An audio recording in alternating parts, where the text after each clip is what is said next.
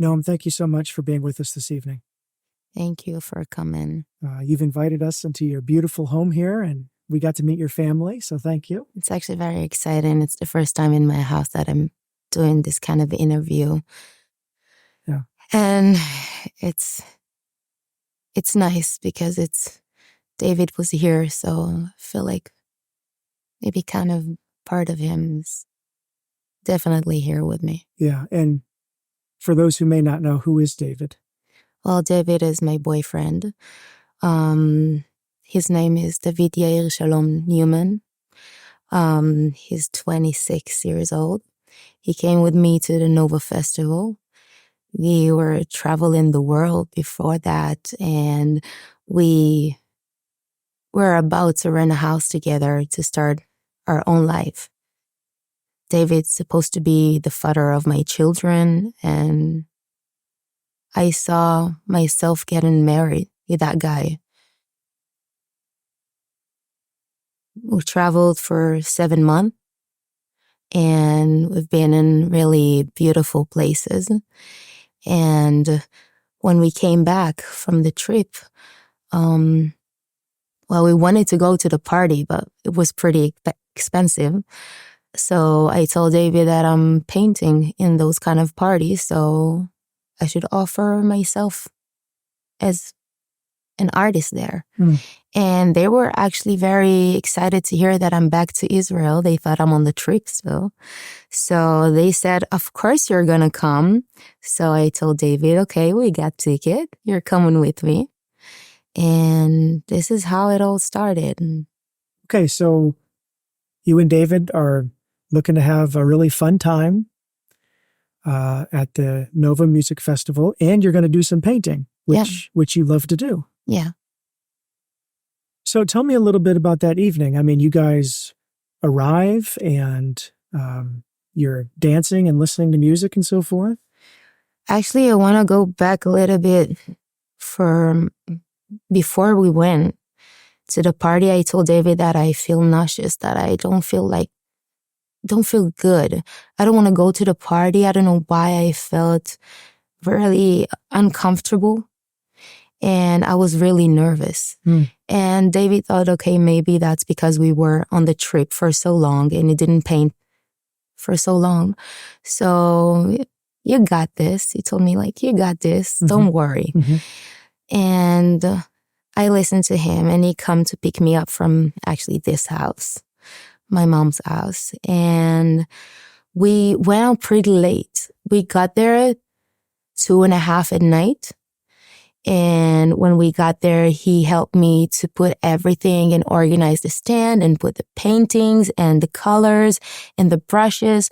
And I remember him telling me that, like, spread everything so everyone can see.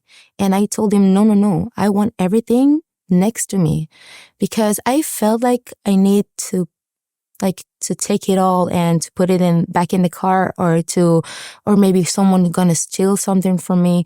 And I didn't even open my paintings. I didn't draw anything. I didn't paint anything. I didn't use the brushes. I didn't want anything to be wet, or I need to pack everything so it would ruin.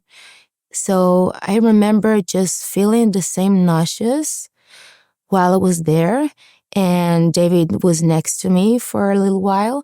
And we danced, of course, a little bit with all of our friends. Like, we were in India and all of our friends there. And this is like my second home.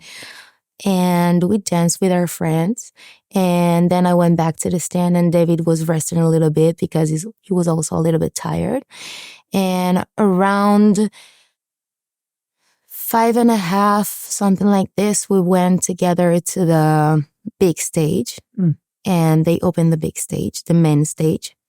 And we danced with all our friends, and it was kind of around 6 a.m.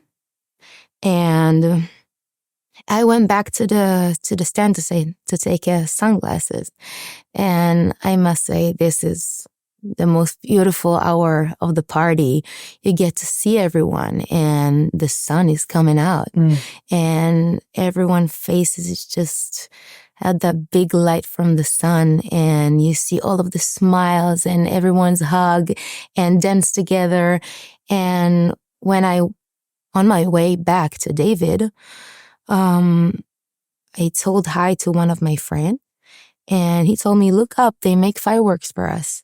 And then we saw that this is not fireworks, this is rockets. And there was sirens all around us. And they stopped the music. And we heard everyone start to run. Everyone move from this area, go back to the cars, just leave the area. And I tried to find David, and after a couple of minutes, we finally got each other on the phone, and he told me exactly where he is, in the left side of on the stage, next to the stage, and I got to him. We met each other. Now,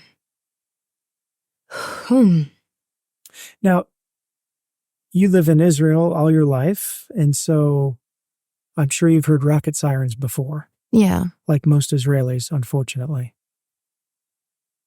Did you sense there was anything different about the situation this time, or not necessarily? You just thought Hamas is firing their rockets yet again. And Israel's going to protect us. And Israel's going to protect us, yeah. And everything's going to be fine.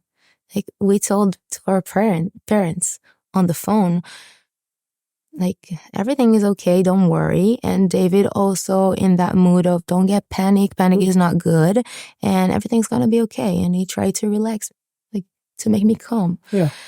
But, well, we had this conversation, what we're gonna do next.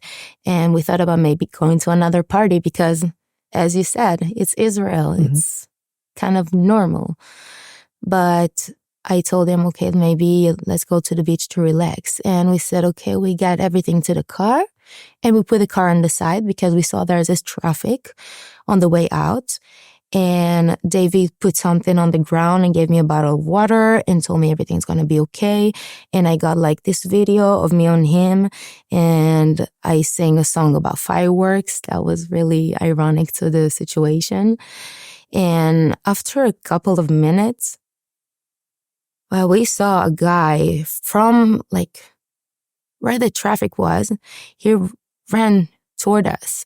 And on the way, he screamed to us, it's whether you start to run and save your life or stay here and die.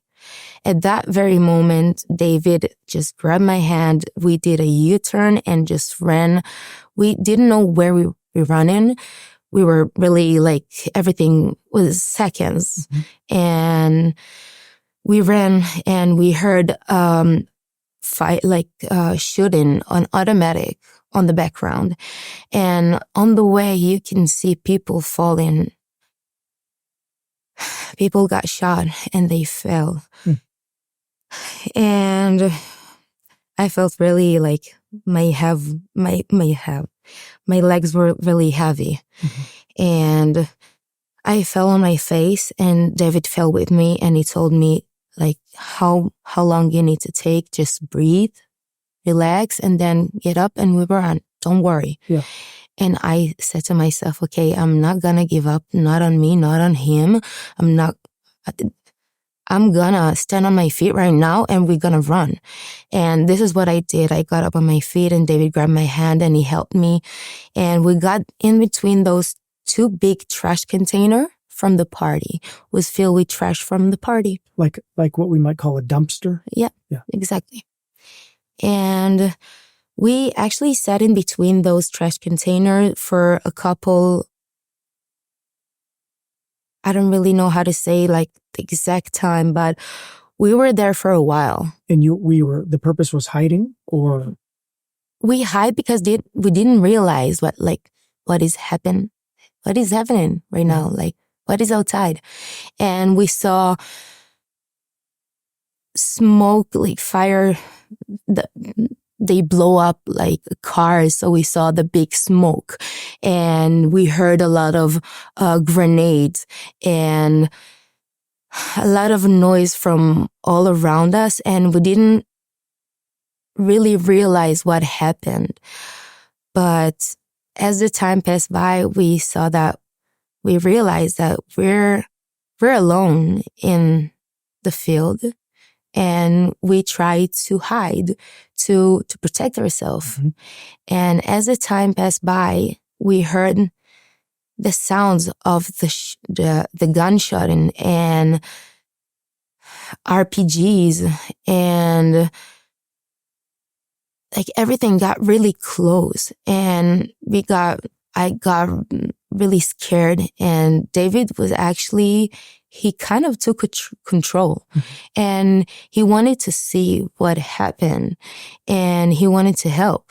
And he tried to text one of his friends who's in a really unique unit in the army, and he tried to send the location, and I spoke with my sister on the phone that time. Like, everyone was really in panic. A lot of people, some of them ran to other places, but me and David, we got inside the left container.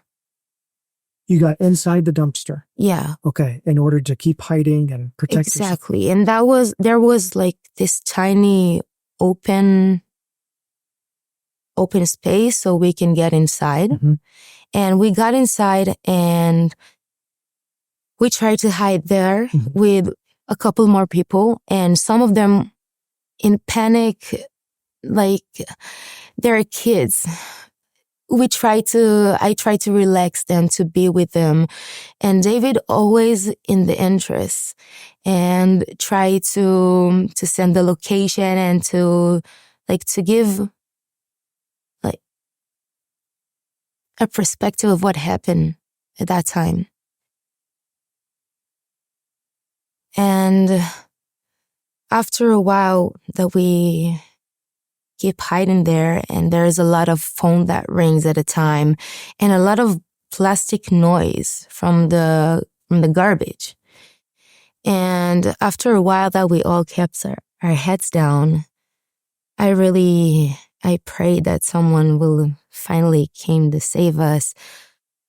But one of the girls from inside of the trash container, well, she raised her head and she screamed, "They saw me." At that moment, David just grabbed me and threw me more inside so I can hide inside the trash. And I put a plastic bag on me, and I put a carton on me, and whatever I see, and I had ketchup on my head, and it doesn't matter. You don't move, you don't make any noise. And we were... What's going through your mind at that time? You mentioned that you even prayed, like, so what's going through your mind as you're hiding there, knowing what's going on around you? I realized that there's only Arabic all around me, and I'm in this tiny place. I have nowhere to run. So I need to pray for my life so someone will finally save us, because I felt like this is the only thing that I'm left with, the hope. And well, I heard one girl screaming from the outside of the trash container, "Please leave me, please don't take me." So you have that in mind that you can probably be kidnapped. So this is really scary. And while all this, like, couple of minutes before everything started to really... I'm sorry that I'm shaking. You can take your time. But me and David texted at the time, and he told me, "Please count how many people we are inside the trash container." And I asked everyone to do a clap on the knee, so you don't need to get up, so you reveal. So we did a couple of times, and we got to 16 people. And he told me in 15 minutes they will come, like, Bezrat Hashem, and don't worry, and please be with them and make them relaxed. And after I count like everyone, and after I texted him, I got no response. And I heard someone get inside the trash container. I heard noise. And I heard a scream of Allahu Akbar. And then he started with shooting on automatic inside the trash container. And after a couple of seconds, I heard David trying to breathe. And I know I cannot scream.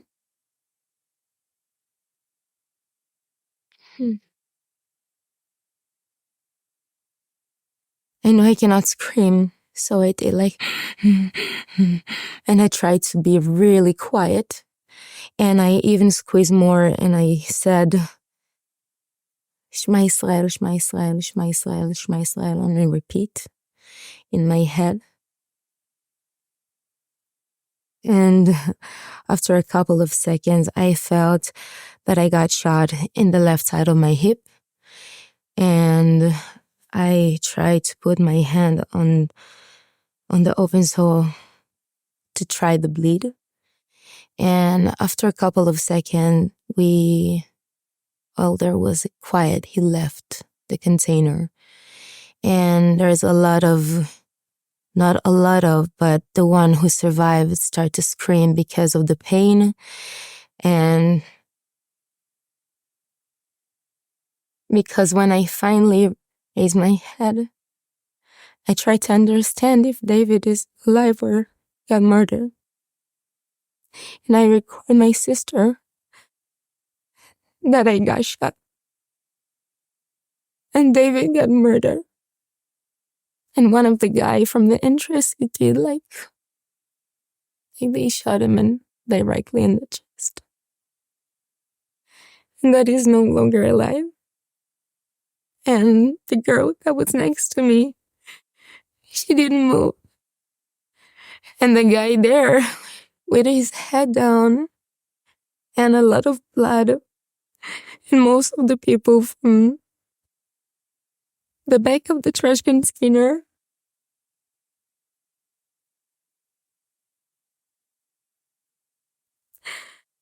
we were inside the trash container trying to hide for 4.5 hours. And after I got shot, 50 more minutes. So it's in total almost 5.5 hours.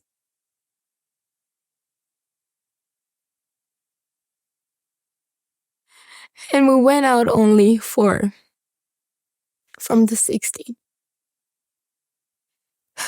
And then after a while, we heard a gunshot, but more in rhythm. And it means that people from countries shooting because you're not allowed to shoot an automatic. And after a couple of minutes, we heard a little bit of Hebrew. So I was able to do noise on the trash container and I scream, please, we're Israelis, please come to save us. And there was a couple people from the army and they helped us get outside. And on the way out, I saw David on the ground.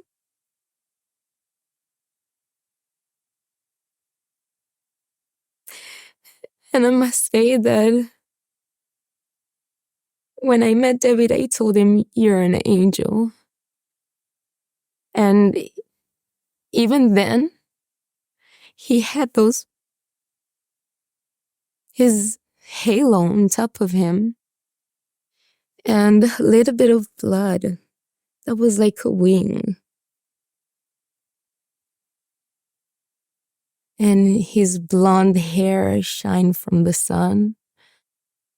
And well, they took me out of there and they put me in an open field next to a lot of people who was injured from the Nova. And 3 people from the army, like they're not on duty, but they felt the need to come to the area, and they came on a private car, and they decided to take me, and they actually saved me because it was a matter of time that You were I losing just a lot of blood. a lot of blood. And well, they took me and they put me inside the car, and on the way they had a necessity with more Hamas people. And they left me inside the car and they told me, please don't scream and be quiet.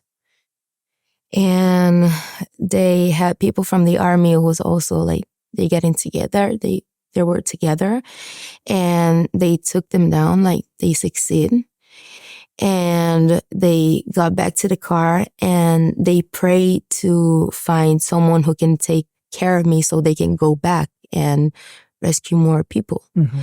And they saw 699, which is unit in the army for paramedics. And they gave me to them, and they took care of me and did like a proper tourniquet, and they took me to Soroka Hospital. And there was a lot of people there. So after less than an hour, they took me from there to Laniado Hospital. And then I went through 2 surgeries. And after that, I was on a wheelchair. Wow. And I had a pretty long recovery at Bad Levenstein, which is a recovery hospital. What was the result of the bullet to the hip? Did it fracture your hip? Did it? So I was lucky enough that the bullet really, I got 2 holes, so it really got inside and went out. So that was also a good thing. But it ripped up the big muscle and part of the sense, like the nerve, but the sensor size.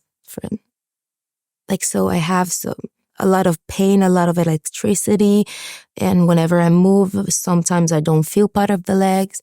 And it was a long recovery to teach myself how to walk again.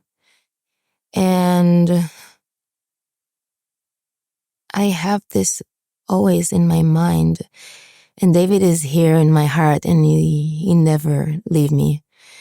I feel him every single day. And he was a big light, not only to me, to this world. Every people he met during his life remember him, even if it's for only like a couple of few seconds of a conversation, they remember him. And even at that day, he tried to do good to all of the people. He didn't thought about himself. Because of like what he did that day, he sent the location, he stayed in the interest. He continued to fight for us. And if he didn't do that, the army wouldn't find the location that fast. And he helped save more than 300 people. Wow. So King David, he's my king.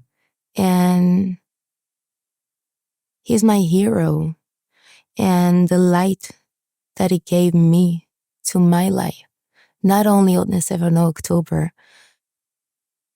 I was lucky enough to have this big light that continues shining inside of my heart. And I believe that I'm here to continue bring that light to this world. And we had this sentence that everything go wrong, but you have to find the way, because there is a good way. Like, it turns out good in the end. So you just need to be with that light in your eyes, to be passionate about life, to get excited from all the little things, from sunset, from food, from friends, from...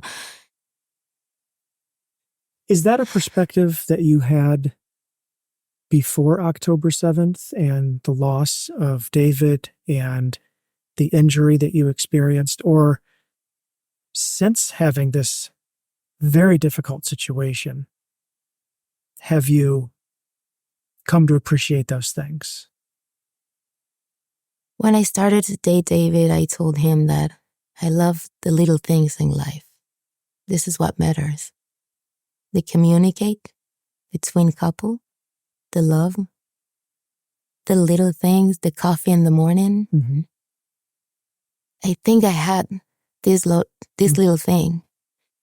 But what David gave me is the hope to believe that life does bring joy. And you just have to put it in here and in here. And I think that when I was in a relationship with him, it was contagious to be around him. The big smile, to hunt the world. I didn't have the courage to just take a backpack and to travel the world for 7 months. Mm-hmm. He teach me how to be powerful and to be adventurous and to never be afraid of nothing, because the world is so huge and full of exciting things, and you don't need to be afraid. Like, everything that happens to you needs to be happen. Everything happens for a reason. Exactly. And I think it's in your hand how to make it a good thing. Obviously, since October 7th, you've had some major heartache to work through with the loss of David. You've also had an injury to overcome that you mentioned. You had to go through surgeries and then a wheelchair, and now you're walking much better. So you're still on your way. Yeah. At the same time, have you been able to follow the national sentiment? Have you been able to follow what Israel as a whole is feeling? And I wonder if you could comment on that. How is Israel different today than October the 7th? I think that what makes Israel really special is the people. It's like a big family when things like this happen. We all there for each other. And you can feel how my pain is not only my pain. It's the whole country pain. And it's amazing to see that when our friends got kidnapped. It's not only our friends, it's the whole country. And they're upset and they're sad and they're mad for what happened. And we are still trying to bring some of them back. Yeah. And I still have friends that in Gaza. You have friends that are hostage right now?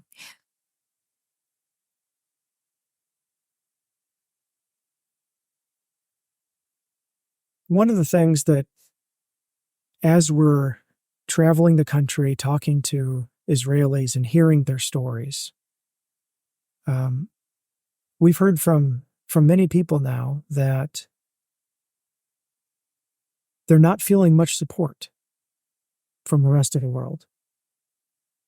And it's almost, several people have said, it's like the nations are pouring salt on the wound that's there. What do you think the world should know about the situation that Israel's in right now? I think it's actually upsetting me that I've been at this party. Don't tell me if it happened or not happened. My future husband, a lot of my friends, even family member, they're not here right now.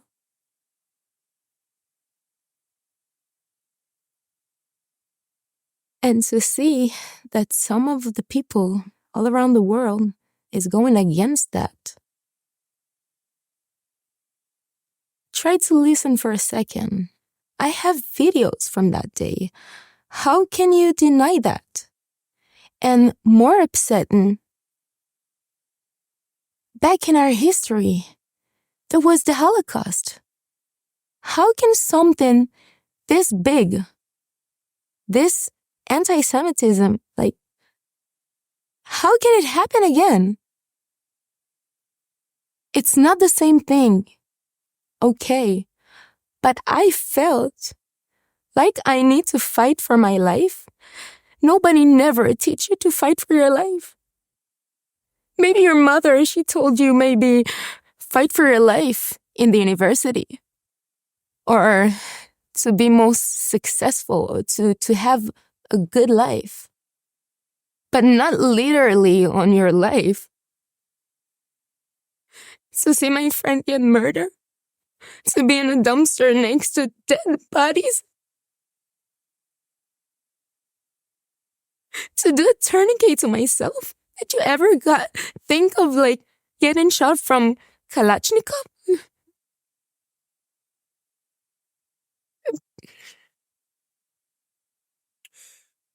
What would you say to Hamas if you could say something to them? I don't think I can say something to them. I don't think they're human. It's evil. It's pure evil. It's just pure evil. To upload a video of a little boy that they chopped his head and they selling it in Gaza. And his mom, she don't deserve to see that. To see my friend in broken legs and people from Gaza holding her in the streets of Gaza, and it's like a reward. Where are we? It's 2024. How can the world, part of the world, can be still silent about this? And some of the even country is not friends with Israel? Why? Where? Do you have a guess as to why some of the world would be silent? Why some of the world would not condemn Hamas's actions? Do you have any guesses as to why they might not do that? Why they're not by our side? Yeah. Because there's a lot of still hate in this world. I can speak about love and accepting people as they are, but this is how I grew up. In my teacher, the one who raised me in the kindergarten, they showed me colors like this, like my mom teach the one she raising up right now, and how to accept others. And if you see a kid on the side, to give him his hand and to play with him, and not to see a country that have a little bit of a history of a hate, and to build it up instead of changing this. to heal the world, this is the song that I grew on. Yeah. Michael Jackson, Heal the World. Mm-hmm. Make it a better place. Mm-hmm. Sorry, but you're doing wonderful. I just want, as a to kind of wrap things up. I put it just so you'll understand that if you see what they teach people, like young children. You're saying in the Gaza Strip, or if what they're teaching children, you're saying, what are they teaching children? You see a lot of TV and series that full with hate. Hatred toward Jewish people in Israel? Yeah. They give little children guns. I don't think they're even...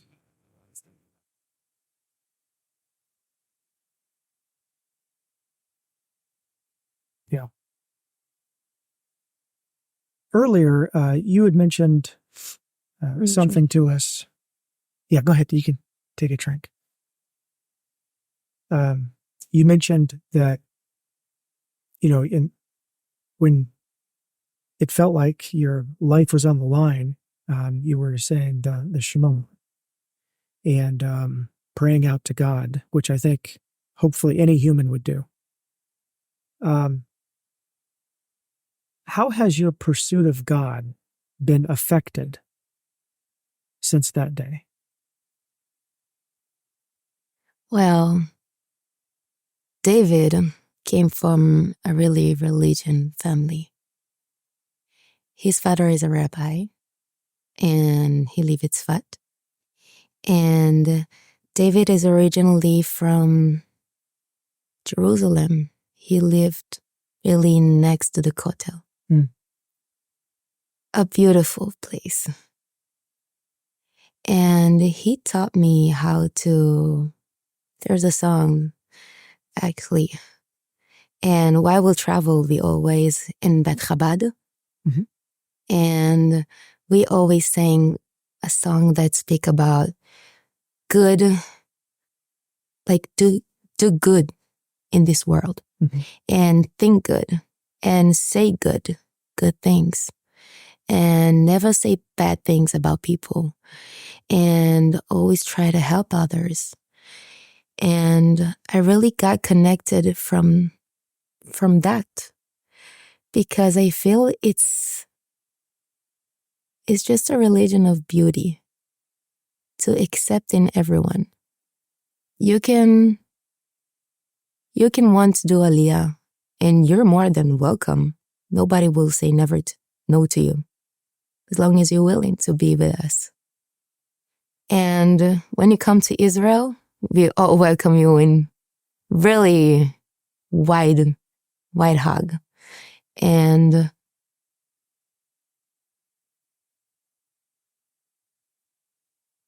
I just feel that there's a lot of hope in God, and you can believe it in your own way. No one will ever force on you to... You can choose how light or how deep you want it in your life. I respect, and I actually do a little of a praying at Shabbat before the Shabbat is coming, and I light up a candle to welcome the Shabbat. And I feel like it's something to my heart. It doesn't say anything about me. It gives me peace. And at that moment, I felt like I heard David's last breath. I felt like my grandfather and his mother, who's died when he was young, I felt like they welcomed him up there. And I knew that he's gonna save me, and he's gonna watch out that everything's gonna be good with me. Mm. And I feel that every single day. Mm-hmm. Noam, thank you for sharing with us and for inviting us into your home. I want to add a little more thing. Please. The wonderful thing about David is not only the thing he did in the past, the good thing. He still continue doing good things. We're raising a lot of donations in something that we open, and it is called Soldiers Save Lives. Soldiers Save Lives. Have you heard about it? I have not heard of it yet, no. Okay. So we raised up more than $3 million. Wow. And there is a big place in Petah Tikva here in Israel that brings a lot of tactic wear to the soldiers and shoes and whatever they need, and like rachfanim, like the little cameras that go up there. Drones. And drones, exactly. Thank you. A lot of drones, and it's not that cheap. And they actually help with the family of the one who kidnapped or the one who murdered, and they help them with psychologic and therapy. And David is still doing good to this world. And thank you. Yeah. We will continue to pray for you specifically as you continue to heal and process. And just know that we're also continuing to pray for the nation of Israel, really in a fight for their survival since their rebirth in 1948. So, thank you.